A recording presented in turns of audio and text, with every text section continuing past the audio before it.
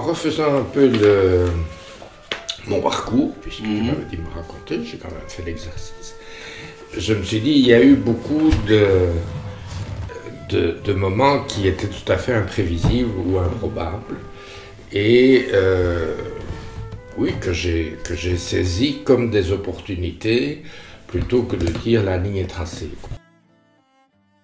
Je suis né dans une famille très traditionnelle, père flamand, mère wallonne, catholique mais pratiquante, mais très première communion solennelle,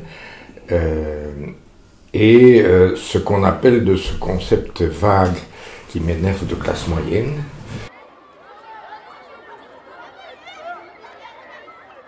J'ai eu un prof qui m'a fort marqué dans ce qui est actuellement la 4e secondaire, parce qu'il a été avec moi très exigeant et m'a amené, après un premier trimestre où j'étais en échec, à réussir l'examen, l'année sans examen de passage et sans cours particulier, donc mais il tenait études dès 7h du matin et jusqu'à 7h du soir dans sa classe.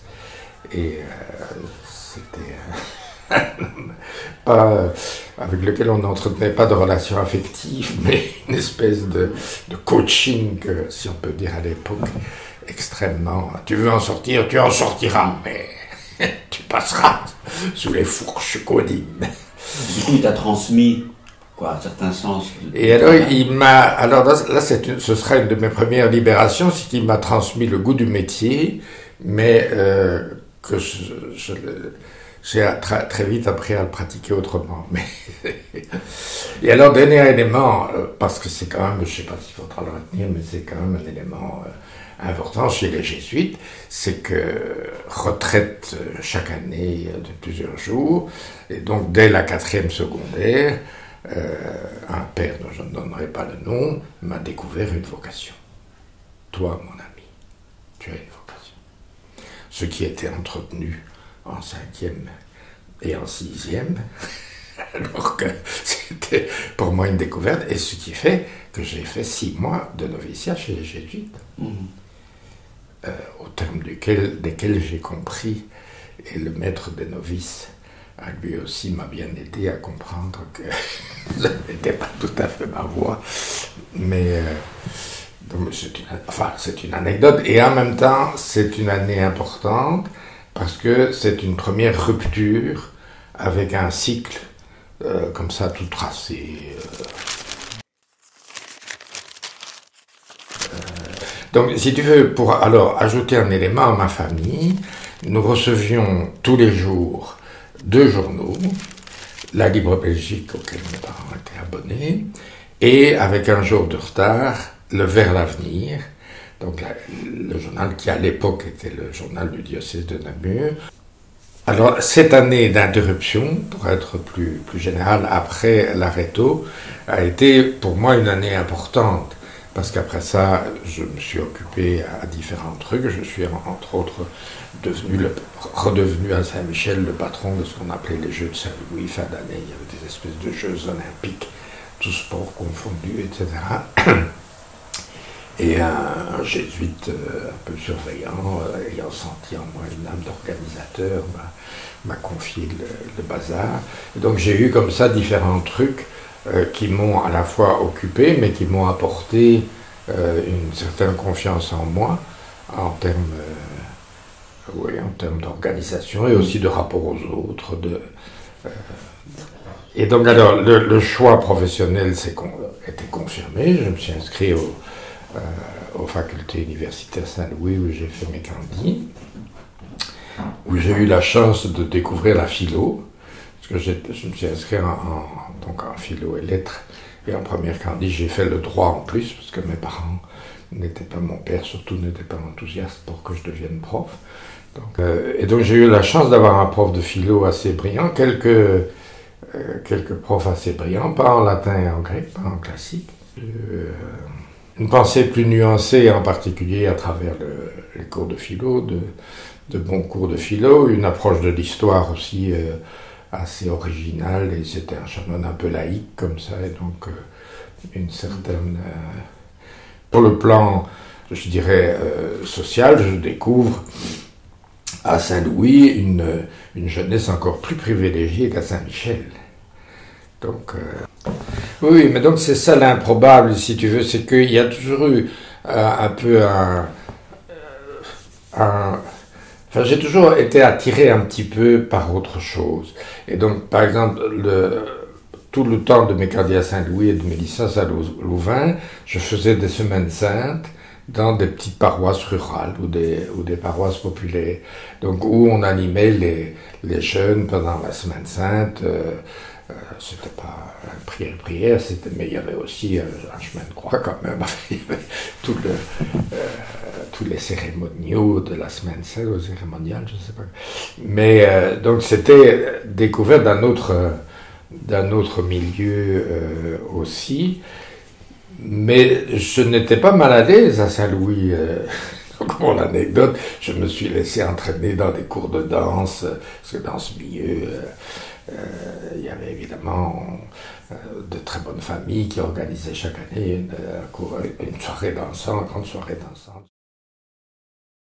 Et donc, il était évident que je voulais devenir professeur de latin, de grec, de français, donc titulaire d'une classe. Donc, ce qui restait dominant, c'était l'idée qui venait de Saint-Michel qu'un titulaire d'une classe, et en particulier de ce coach que j'avais eu en 4e secondaire, pouvait avoir une influence, et entre autres, mais je l'ai transposé dans un autre cadre, entre autres, aider à réussir des gamins ou des filles qui ne réussissaient pas.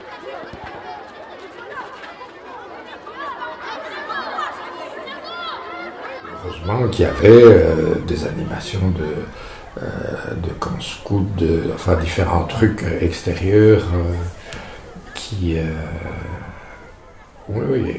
m'apprenaient aussi beaucoup de choses sans que ce soit l'objectif, mais je veux dire, c'était... Et puis c'était des occupations, on était en équipe, quoi. Ça, c'est une dimension que j'ai quand même développée et que je crois que j'ai commencé à développer là, c'est de faire des trucs qui supposent que tu n'es pas, toi, individu, face à...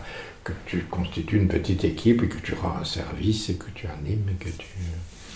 La carrière de prof, c'est vraiment dire, à travers... des matières où je sens qu'il y a des potentialités autres que celles que je trouve à l'université en général, que celles que j'avais trouvées, s'établit un contact avec un groupe de jeunes, et avec ce groupe de jeunes, il y a moyen de développer ce qu'on appelle l'éducation, et pas seulement l'enseignement civil. Et pour moi, prof, et ça s'est développé de plus en plus, c'est bien sûr passé par... des disciplines, mais c'est aussi tout un travail avec un groupe, avec des possibilités d'ouverture. Et comme jeune prof à Braine-l'Alleud, je crois que c'est ce qui a marqué mes élèves quand j'étais prof, c'est que je n'étais pas qu'un prof. Enfin, il n'y avait pas que les matières. Il y avait des ouvertures culturelles, on allait travailler dans le quartier nord, chez des gens qui devaient déménager à cause de transformations du quartier nord, on allait au théâtre, donc il y avait, on retournait à la l'église de Saint-Michel. Et pourquoi le cardinal Mercier? Alors ça, c'est une des bifurcations les plus importantes, et donc il y avait besoin d'un intérimaire. Et donc pour moi, Braine a été une véritable révélation, parce que Braine, c'est Saint-Michel, c'est là, et Braine, c'est là. Donc j'ai choisi droite et gauche, ce qui n'est pas juste, parce que c'était pas gauche, mais le climat à Braine du rapport entre profs, du rapport avec les élèves, du site, et du rapport à l'évêché. Les curés à Braine n'en avaient rien à foutre de l'évêque c'était assez extraordinaire. Donc il y avait un climat de liberté pédagogique, intellectuelle, d'expression qui était stupéfiant, quoi. Et puis un service militaire qui a aussi été un moment pour moi extrêmement important, ça allait rigoler, mais c'est comme ça. Parce que donc j'ai fait mon service militaire comme officier de réserve, c'est une des dernières injonctions familiales dans la famille. Il était évident qu'on était universitaire et qu'on était officier de réserve. Et là, j'ai découvert, je n'étais pas du tout militariste, mais là, j'ai découvert vraiment la bêtise du service militaire tel qu'il était conçu. Et si je vous raconte ça, c'est parce que les 9 mois à Soest, dans le fin fond de l'Allemagne, ça a vraiment été pour moi aussi une découverte.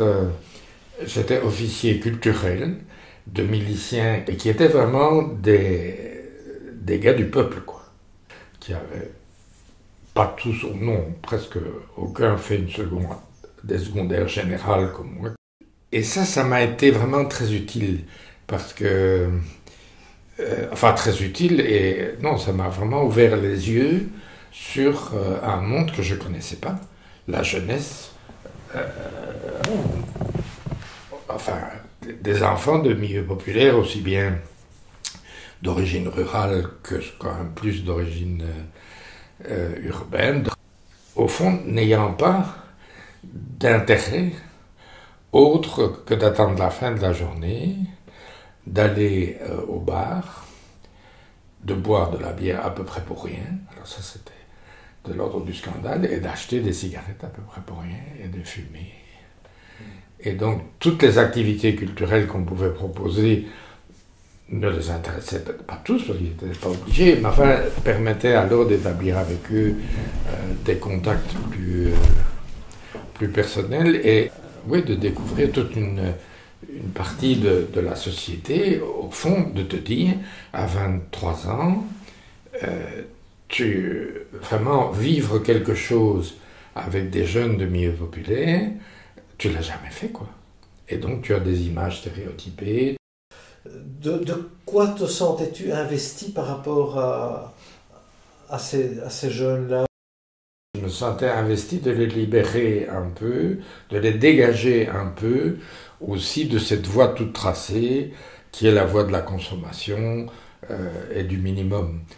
C'est là que j'ai vraiment découvert la diversité de la population de notre pays, d'où je me situais moi par rapport à cette diversité, alors aussi, enfin je ne l'appelais pas comme ça à ce moment-là, mais des inégalités culturelles colossales que le système scolaire avait produit. Ça a été, enfin je ne l'analysais pas comme ça à ce moment-là, mais c'est incontestablement, je l'ai touché du doigt, découvert. Pour moi c'était une découverte, des gars qui n'avaient pas terminé des études professionnelles, qui avaient péniblement terminé des trucs techniques et qui ne savaient pas du tout ce qu'ils allaient devenir. Et au mois de juin, j'ai commencé mon service militaire, que j'ai terminé au mois d'août, fin août, et j'ai commencé à Braine, alors ma carrière à Braine, mes 12 ans à Braine, en septembre 65. Retour d'un camp, alors 3 semaines de camp avec les routiers l'Aune, dont l'aumônier était Jacques van der Bist, chantier en Italie, et on amène des filles des Marolles avec. Vivre la cohabitation pendant 3 semaines de routier l'Aune avec des vraies filles des Marolles, je ne vous dis pas. Mais enfin, donc c'était aussi une expérience, parce que les filles des Marolles, elles sont aussi attachantes et elles ont aussi des vécus même plus intéressants que les soldats de Soust. Tu ouvres aussi les grands yeux. Et donc, débarquant de là, je crois un jeudi ou un vendredi, le lundi ou le mardi, je ne sais plus, j'arrivais à Braine prendre ma première classe.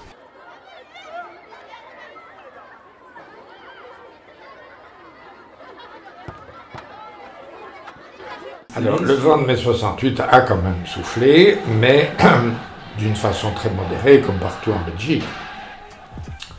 C'est-à-dire que le vent de mai 68 a amené certains élèves à proposer des choses,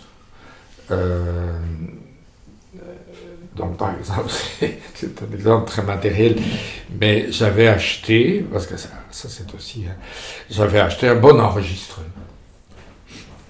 dont je savais à peine me servir, mais j'avais un bon enregistreur, et donc ce vieil enregistreur a introduit petit à petit, en particulier au cours de français, pas tellement au cours de grec, la chanson française par exemple, et donc une série de petites choses comme ça, et aussi un peu plus d'audace dans les spectacles qu'on allait voir. Donc on sortait déjà régulièrement au théâtre, enfin avec ceux qui voulaient, hein, c'était pas obligatoire, mais cet enregistreur est devenu assez célèbre parce qu'alors des élèves d'autres classes sont devenus... Mais ça veut dire la pauvreté du matériel, il n'y avait rien. Donc ça a été une de mes premières décisions quand je suis devenu directeur, d'obtenir un budget important pour de l'achat de différents matériels, de projection, d'enregistrement, de trucs et de bazar, 1970. C'est quand même terrible. Au total, c'est évidemment bénéfique, mais c'est une vie extrêmement pompante, avec le risque qu'il y avait, c'est de nouveau d'être dans un moule. C'était une institution qui te bouffait tout entier. Donc, la nomination comme directeur s'inscrit dans un contexte de nouveau plus collectif, c'est-à-dire 68, vous avez mis le doigt, a fait qu'entre profs, mais avec Pierre Renard, qui était le directeur de l'époque, on a dit on va pas continuer, ça va pas continuer à durer comme ça, il faut des changements assez profonds. Et Pierre était d'accord, mais il en avait un peu marre, il avait envie de faire autre chose. Et donc on va essayer de mettre d'abord en place un nouveau système plus participatif qu'il a initié. Et on va essayer d'obtenir de Malines. Donc je vous ai dit, historiquement, Malines n'était pas notre ami, et c'est le vieux chanoine dont une série de flamands. On va essayer d'obtenir de Malines un mode de désignation du directeur qui soit plus collectif. Et donc ça s'est bien passé, Pierre ayant facilité les choses, ayant expliqué aux gens de Malines que s'ils voulaient éviter une révolution à Brenne, il fallait accepter qu'il y ait des élections. Et donc, bon, il y a eu des élections, mais donc qui étaient déjà un peu le fruit d'un processus où les profs et l'association de parents, parce que c'était quand même une des originalités du collège, c'est que l'association de parents, il y avait sa place, quoi, et, ont organisé des élections. Je n'avais pas de projet personnel. Mon projet, c'était de continuer le processus participatif qui était en cours. Et donc de voir avec, en particulier, des délégués de profs élus en première, en deuxième, troisième, quatrième, cinquième, de se faire un programme commun de transformation, oui, d'évolution, et en particulier d'investissement dans la formation continuée des profs. C'est comme ça que ça a démarré. Et puis, alors ce que j'ai beaucoup soutenu, mais qui était aussi qu'on avait introduit ensemble à la dernière année de Pierre Renard, c'était toute l'activité parascolaire.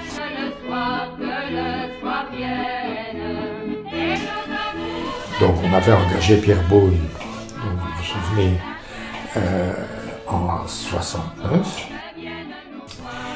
Et donc, à travers ce créneau-là, et à travers des propositions venant d'un peu partout, mais 68, on a développé cabaret littéraire, que vous avez connu aussi sans doute, des journaux de type divers, enfin toute une série d'activités. Et donc là, moi, j'ai fort poussé à ce que ça ait sa place, que ça soit reconnu, plus l'autre élément que j'ai aussi introduit, mais de nouveau avec l'équipe, c'est le centre de documentation. Il n'y avait pas de centre de documentation.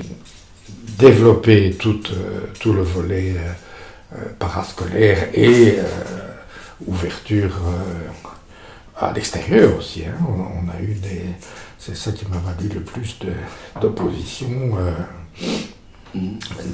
L'année de la justice avec un cycle de conférences. Et puis engager des profs aussi, Et alors, ça c'est l'autre volet, oui, qui est dans la durée marquant. Oui, j'ai choisir, donc j'ai engagé le premier professeur féminin. Non, mais sur 7 ans, c'est vrai que j'ai engagé, à mon avis, autour de 30 profs, 30 jeunes profs. Et ça, c'est quand tu peux choisir, c'est une des principales. Et quel était ton critère de choix? Alors, mon critère de choix, c'est d'avoir autre chose qu'un diplôme universitaire. Inutile de vous dire que la marque de mon expérience universitaire, et en particulier animation de mouvement de jeunesse. Donc, quand c'était possible, outre le diplôme, sans accorder d'importance au grade aucune, parce que c'était ou une vie culturelle, enfin mouvement de jeunesse, ou d'avoir quelque chose qui fait que tu n'es pas qu'un prof, quoi. C'est quoi cette qualité supplémentaire par rapport au savoir en lui-même? Pour moi, c'est la dimension éduquée. Si tu veux, ça a toujours été une ambiguïté, d'ailleurs, au plus haut niveau. Tu as des pays où c'est le ministère de l'Éducation. En Belgique, ça a été un moment ministère de l'Éducation, c'est redevenu ministère de l'Enseignement. Donc, pour moi, éduquer, c'est un ensemble où l'école a une place, mais une place qui ne peut pas se réduire à la dimension enseignement. Tu n'enseignes pas n'importe comment. Et donc c'est ce qu'on a très fort développé à travers CGE, donc Changement pour l'égalité, aujourd'hui Confédération générale des enseignants, c'est de dire déjà la manière dont tu organises les apprentissages, elle est politique et elle est éducative. Si tout est transmis, purement et simplement transmis de façon magistrale, c'est très politique. Si tu introduis de plus en plus de possibilités de suggestions, de construction, d'apport des uns et des autres, de travail en équipe, enfin toute une série d'autres méthodologies qu'on a appris dans les formations continues, etc., tu as déjà une part qui est plus éducative, puisque tu peux avoir du co-apprentissage, de l'enseignement mutuel, comme on a dit. Enfin, et puis l'ouverture, bon, je dirais à cette époque-là, c'était peut-être surtout ça, l'ouverture à travers les disciplines aux questions que pose la société contemporaine, dans la classe, mais ou en dehors de la classe, autour de la... Ça devient de l'éducation au sens le plus large.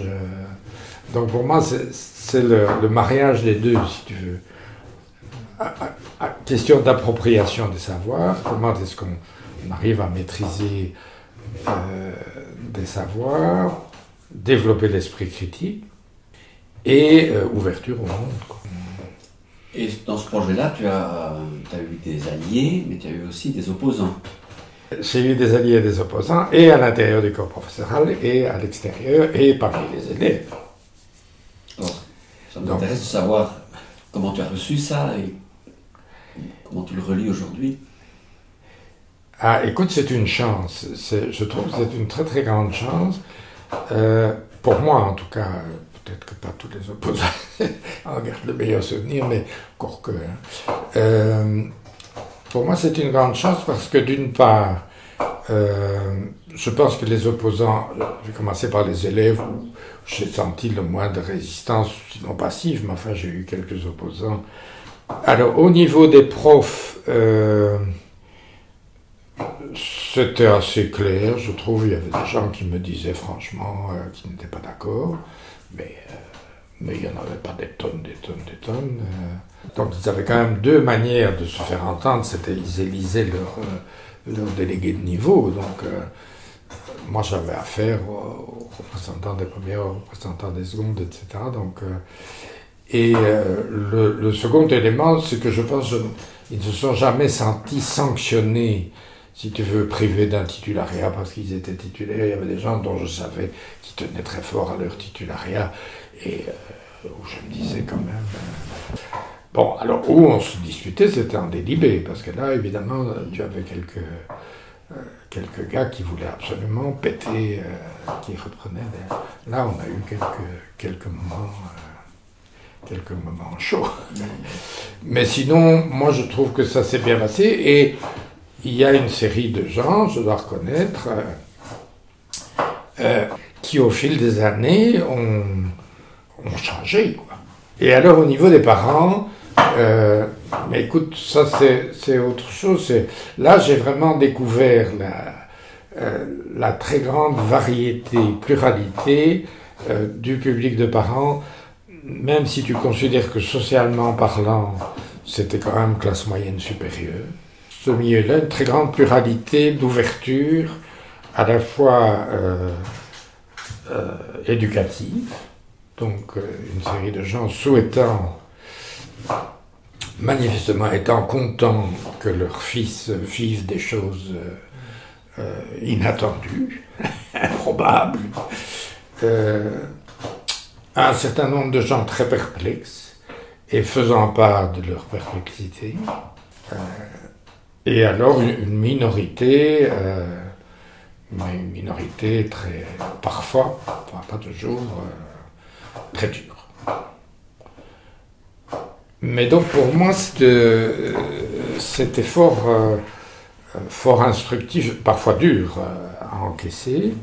De nouveau, en termes de découverte du fonctionnement d'une société, à la fois rentrer dans plus de nuances, c'est pas tous des riches, c'est pas tous des réacs, c'est pas tous de voir la richesse de ce tissu,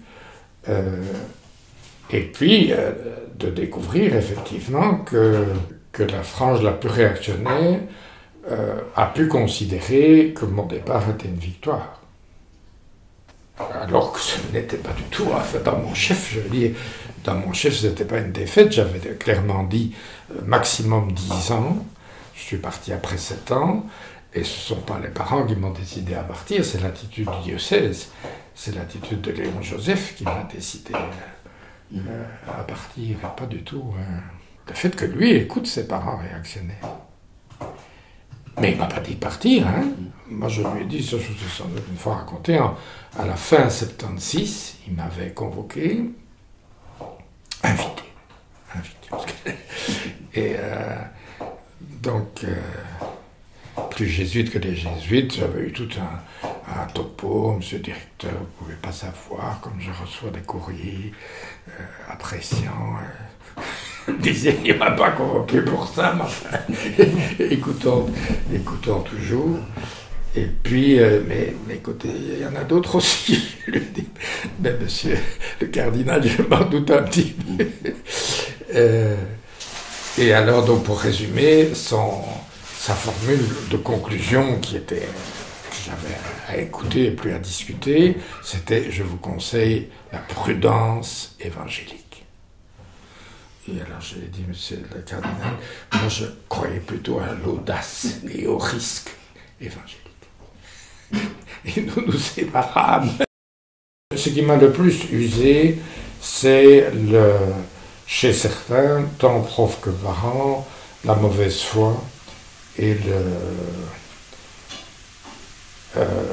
et alors le pire, c'est les gens, et ça se reproduit encore aujourd'hui, c'est chez eux, mais une minorité de parents, ce sont les gens qui croient pour finir que l'école c'est un de leurs services, quoi. Ils ont différents et pour finir ils sont maîtres. Et donc que tu sois directeur ou prof, tu fais partie de leur c'est pas de leur domesticité, en tout cas de service. Il y a le supermarché, il y a la médecine, il y a le système scolaire. Et quand tu vois la réaction aujourd'hui sur le calendrier scolaire, dans un tout petit milieu minoritaire, mais très Brabant-Wallon, frontières linguistiques, immersion, pouvoir mettre son gosse du côté néerlandophone, du côté francophone, ça prend des proportions.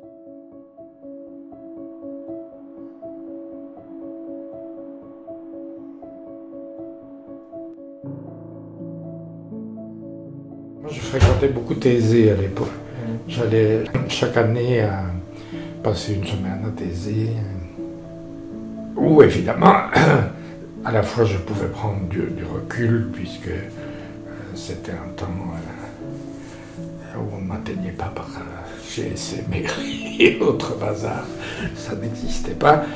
Et ça me permettait aussi de me poser des questions plus fondamentales sur ce que je faisais, parce que malgré tout, cette vie, tu parlais comme j'étais et prof et hôtellerie, internat, c'est vrai, la vie privée, mais je peux vous dire, comme directeur de ce bazar, la vie privée n'avait pas beaucoup de place non plus. Hein, et donc, les temps de prise de distance étaient importants, et me faisait aussi prendre distance par rapport au fonctionnement de l'Église catholique de Belgique, qui était d'un archaïsme. Ça n'a d'ailleurs pas fondamentalement changé.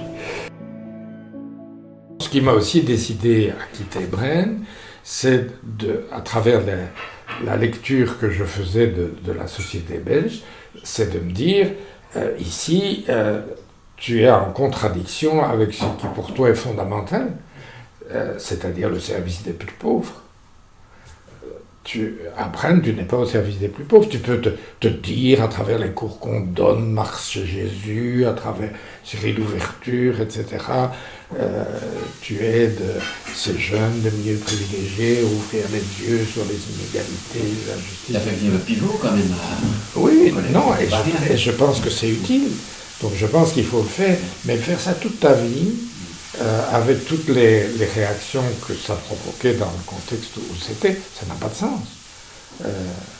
Et donc pour moi, si tu veux, la cohérence de fond, c'était cette cohérence-là, plus que c'est aussi en bonne partie à Thésée que j'ai découvert la dimension extra-européenne, enfin pas découvert mais approfondie, la dimension qu'on appelait tiers-mondiste, développement, etc., de la théologie de la libération, tous les Elder Camara, enfin c'est pas à Thésée que j'ai découvert Elder Camara, mais je veux dire, donc tout ça, c'est une de mes colonnes vertébrales, quoi. Pour moi, ce sont des années extraordinaires. Donc, pour moi, ce sont des années, j'espère que je l'ai assez dit, où j'ai vraiment beaucoup appris. Enfin, d'abord sur le dynamisme des jeunes, je trouve l'extraordinaire dynamisme, les potentialités d'expression des élèves dans un contexte où c'est possible. Donc ça, c'est quand même la première chose. Le dynamisme d'un certain nombre de profs, le courage aussi de certains parents qui m'ont soutenu jusqu'au bout. Donc pour moi, c'est pas du tout un échec d'être parti après 7 ans.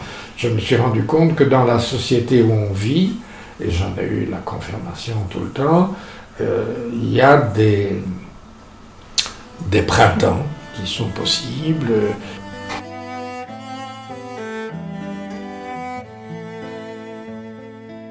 Et après ces années collège, je prends un trimestre sabbatique, donc je m'offre un trimestre pour réfléchir à est-ce que je replonge quelque part dans l'enseignement ou est-ce que je pars en Afrique, en Amérique latine.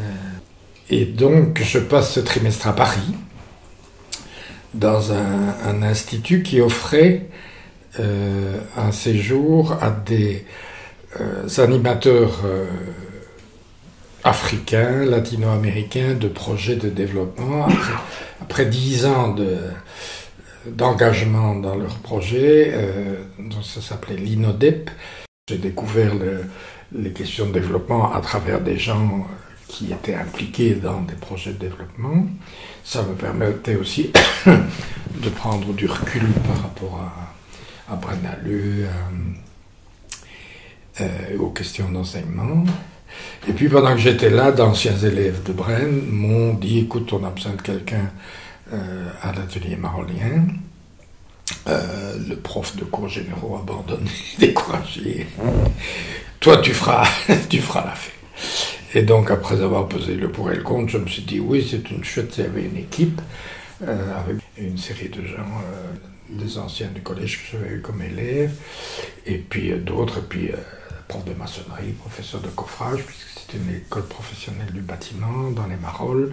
Et Van der Biest était de nouveau là derrière, et chantier à la chinoise, hein, les gars, à la chinoise. Hein.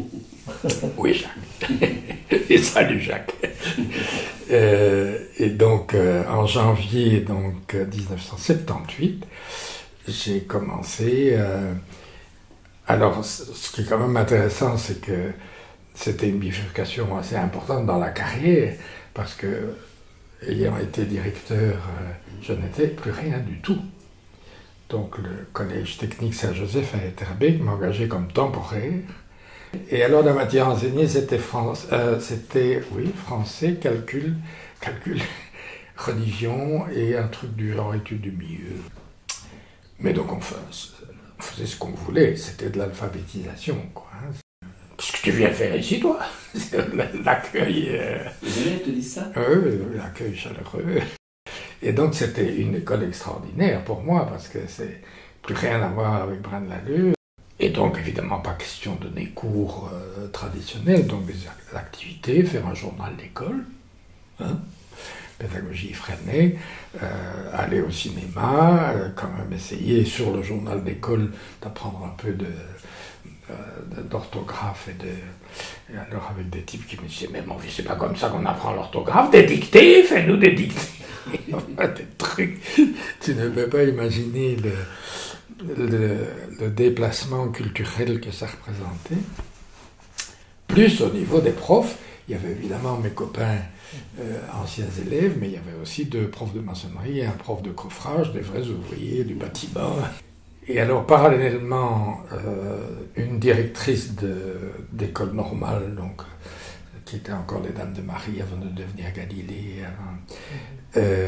m'a proposé, donc une sœur, une vieille sœur, m'a proposé d'avoir un cours dans son école Chaussée de Actes, où j'ai rencontré madame, donc une de mes anciennes étudiantes. Et donc, parallèlement, j'ai pris en charge l'animation de CGE. J'ai eu 3 boulots. Et puis, c'était aussi une invitation, et j'ai consacré beaucoup de temps à ça, à découvrir tout le monde de l'immigration. Donc, et je me suis alors laissé entraîner par le CBAI, donc le Centre d'action interculturelle, enfin, à créer, avec CGE, avec d'autres mouvements, une réflexion sur école et immigration. Et donc c'était un peu moi qui coordonnais ce bazar. De même qu'on a développé à cette époque-là, toujours en partenariat avec d'autres, le projet de zone d'éducation prioritaire.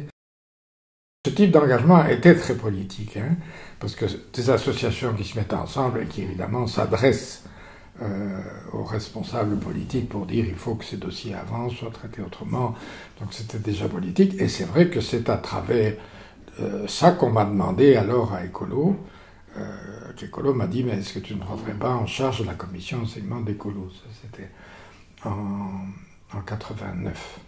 Ce que j'évoquais à propos des bifurcations ou de l'improbable, ayant été sollicité, n'ayant pas du tout de visée ou d'espoir politique, je me suis dit, quand on m'a là aussi sollicité, hein, d'abord pour la commission enseignement d'Écolo, ça c'était encore normal, mais alors quand on m'a demandé d'être tête de liste sur la liste du Sénat en Brabant-Wallon, je me souviens d'un long trajet avec Françoise en revenant de je ne sais où en France. Est-ce que je réponds oui à la sollicitation? Donc j'ai répondu oui, parce que, entre autres, je me suis dit pourquoi dire non, et puis parce que je pensais, on m'avait dit écoute, ça, de toute façon, tu seras candidat, mais il n'y a jamais eu d'élu au Sénat en Brabant-Wallon. Ben, je me suis dit, ça vient, donc il faut le faire et il faut bien le faire. Donc à l'époque, on avait 3 casquettes. Hein. Quand on était élu, il n'y avait pas d'élection directe en région bruxelloise, en région wallonne. On était soit député, soit sénateur. Et si on habitait la région wallonne, on était parlementaire à la région wallonne et à la communauté française. Si on habitait en région bruxelloise, on était parlementaire au Parlement bruxellois et à la communauté française. Donc j'avais 3 casquettes, sénateur, député wallon et député à la communauté française. Et donc j'ai tout de suite été chargé évidemment des matières d'enseignement, mais heureusement pas que, hein. L'enseignement c'était la communauté française. J'ai eu le budget à la région wallonne, avec Robert Collignon comme ministre, et puis Robert Collignon est devenu ministre-président quand Spital ça a été mis sur le côté, et j'ai eu les affaires sociales avec Willy Tavigno, qui était beaucoup plus intéressant que le budget. Je n'ai pas une compétence exceptionnelle. Et donc, j'ai pris intérêt à ce nouveau métier, parce que c'est vraiment un tout nouveau métier.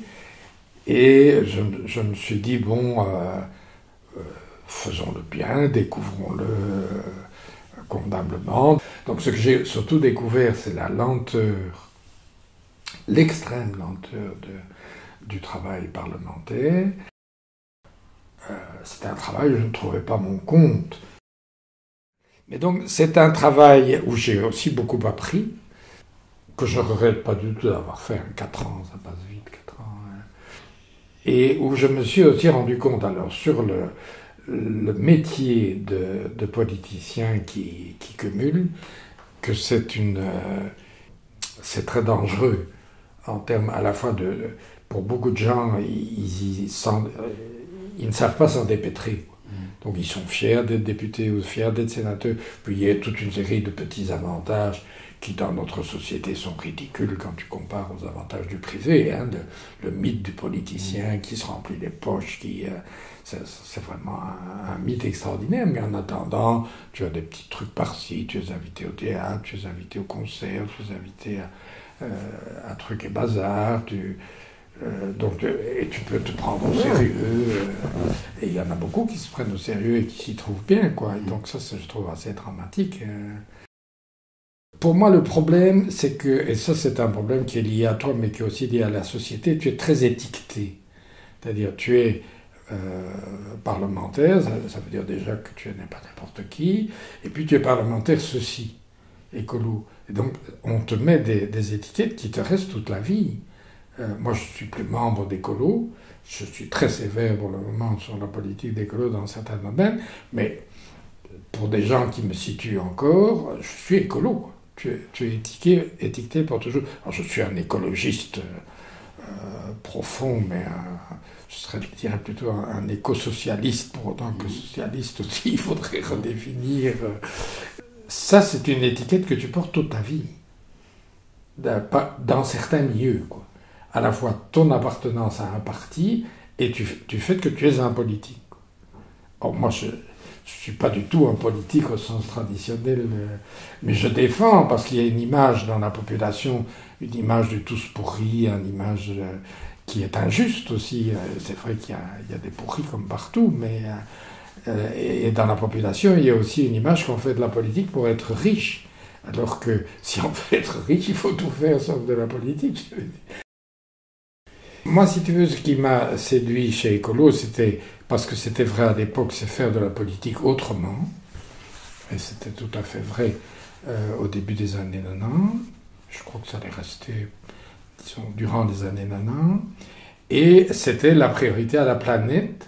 Sauver la planète, c'est une dimension qui m'a pris déjà au début des années 70, qui m'a accompagné.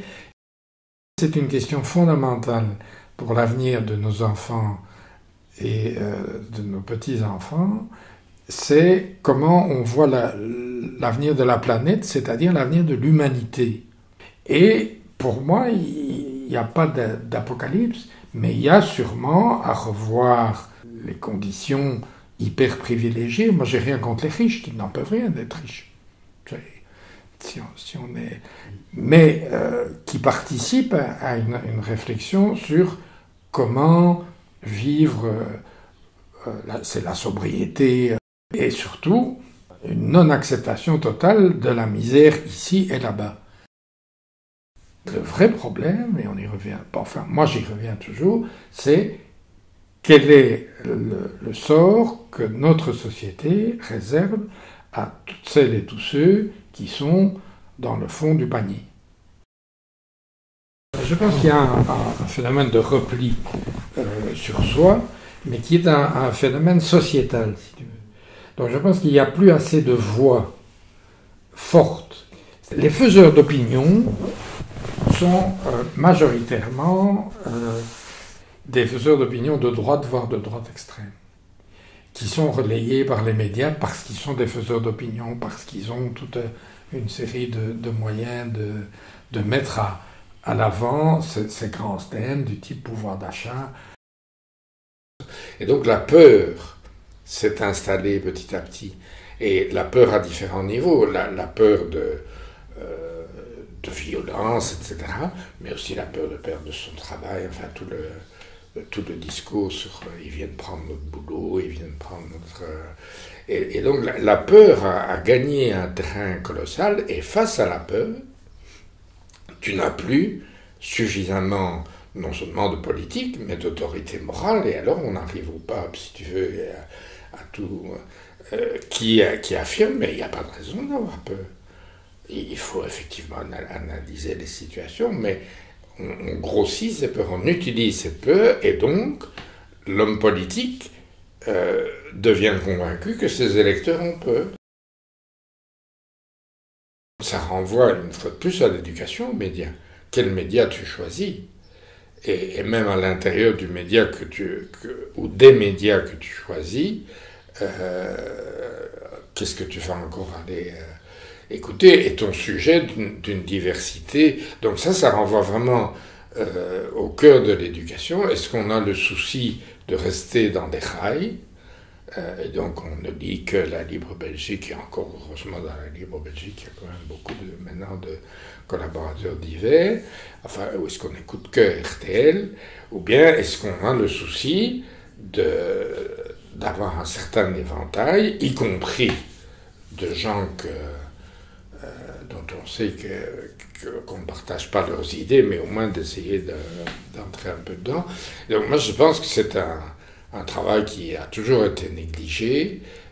C'est d'une part l'éducation aux médias, et donc à travers l'éducation aux médias, la critique du fonctionnement des médias et la découverte d'autres médias. Et donc moi je trouve qu'on est pour le moment dans une période par rapport aux médias, comme par rapport à beaucoup d'autres choses, où il y a une ébullition extraordinaire. Il y a à la fois les réseaux sociaux et toutes les conneries qu'on peut... et toute la propagande qu'il peut y avoir par là, mais il y a aussi toute une créativité plus citoyenne, ou des petites revues, ou des revues qui grandissent et qui sont... mais donc une fois de plus, ça renvoie à la diversité. Et alors c'est la faute de ce qu'on appelle la gauche, de se diviser et de ne pas avoir à la fois de personnalité, mais de groupes qui peuvent faire entendre ce discours de la solidarité, parce que la solidarité, elle existe.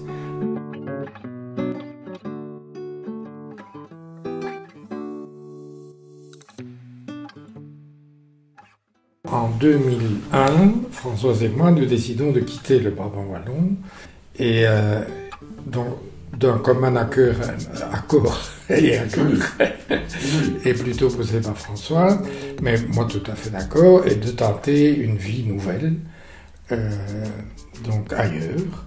Et nous atterrissons à Gaume, je vous passe les détails de nos pérégrinations, de nos recherches, avec l'idée donc de vivre à un autre rythme, dans un autre cadre, moins sollicité par Bruxelles et le Brabant wallon. Et donc, ce qui suppose commencer une nouvelle vie sans bien savoir comment elle va se dérouler. Et on a beaucoup de chance parce qu'on a, ça je vous ai déjà raconté, d'excellents voisins, des vrais du cru. Petit à petit, on établit des contacts plus associatifs ici.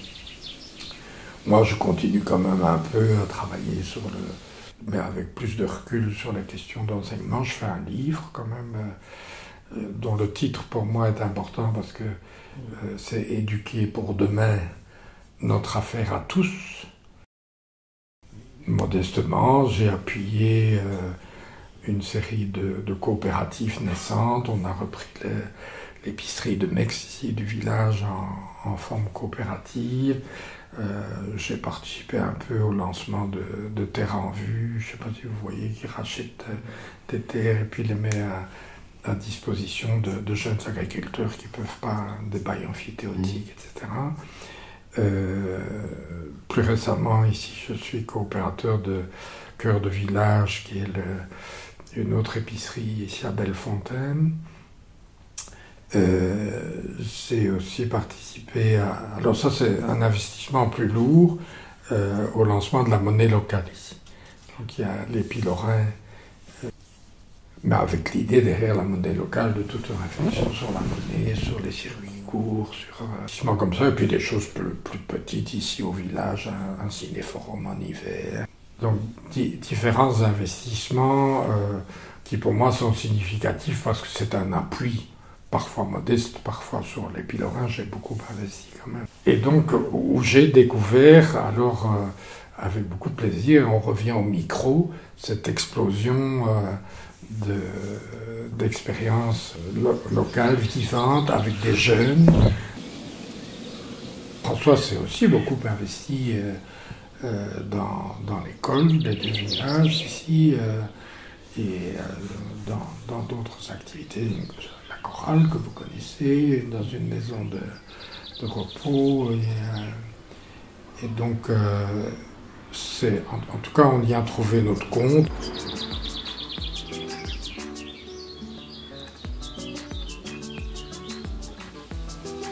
Moi je pense qu'il faut voir les choses dans une très longue durée. À partir du moment où on se met en équipe ou en petit collectif et où on prend en charge un problème de société, à partir du moment où ce sont des citoyens, que ce sont donc des groupes qui se disent ensemble, on va s'attaquer à un problème de société, on va essayer d'apporter des débuts de solutions à des gens concrets, à hauteur de femmes et d'hommes, et puis on va le porter sur la table de la commune, de la province, du gouvernement. On va en faire quelque chose qui devienne une question plus sociopolitique.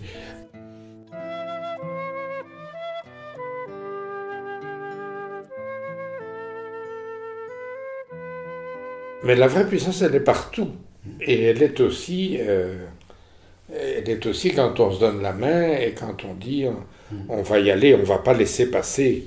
On va y aller à 2, on va y aller à 3. Et je pense que cette puissance-là, vu le contexte global, on l'a un peu beaucoup oublié, quoi.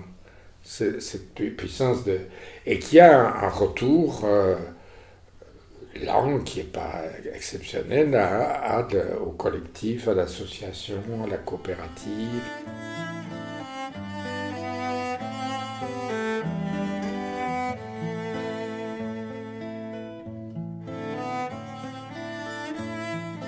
Mais tu te dis quand même que dans ce monde-là, il y a aussi des choses qui bougent, quoi. Il y a des frémissements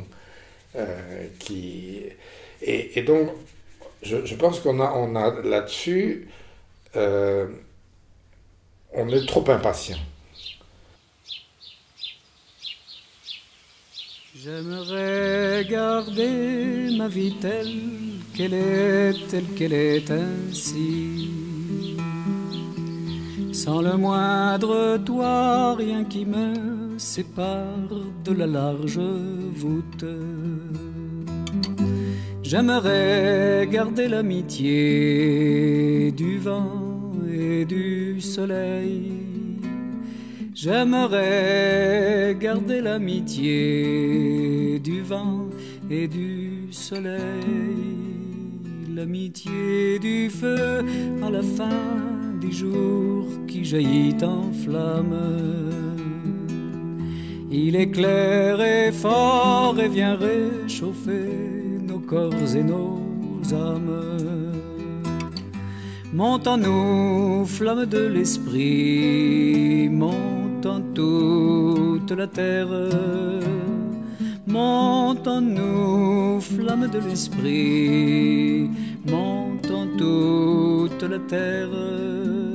Les petits enfants dorment dans leur nid, la nuit les entraîne.